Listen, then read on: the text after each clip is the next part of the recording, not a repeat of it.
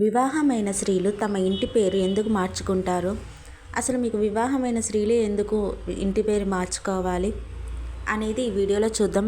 Let's start the video. ఒకే కుటుంబంలో సాధారణంగా భర్త వయసులో పెద్దవాడు కనుక వాడి ఇంటి యజమాని అవుతాడు. వివాహమైన తర్వాత స్త్రీ తన ఇంటి పేరు మారుట వలన కుటుంబ సభ్యుల మధ్య గట్టి ఐక్యత భావము ఏర్పడుతుంది.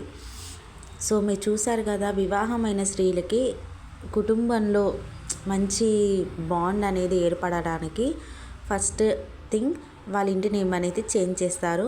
ముఖ్యముగా ఈ సంప్రదాయము సమాజంలో స్త్రీ తన కుటుంబ పరువు, గౌరవ మర్యాదలు భుజాన మోస్తానని, వాటిని పెంచుతానని బాధ్యతగా స్వీకరించినట్టుగా చెబుతుంది. ఈ సంప్రదాయము స్త్రీ యొక్క వైవాహిక స్థితిని చెప్పడమే కాక సమాజంలో ఆ స్త్రీ ఏ కుటుంబానికి చెందినది, ఎవరి భార్య అని చెబుతుంది.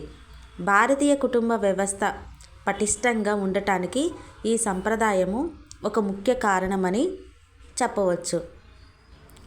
ఇలా ఉండటానికి గల రీజన్ ఏంటో తెలుసు కదా. స్త్రీ తన అత్తవారింటిని తన కుటుంబం అనుకోవాలి, తన గౌరవ మర్యాదలు వాళ్ళ అనుకోవాలని సూచిస్తుంది.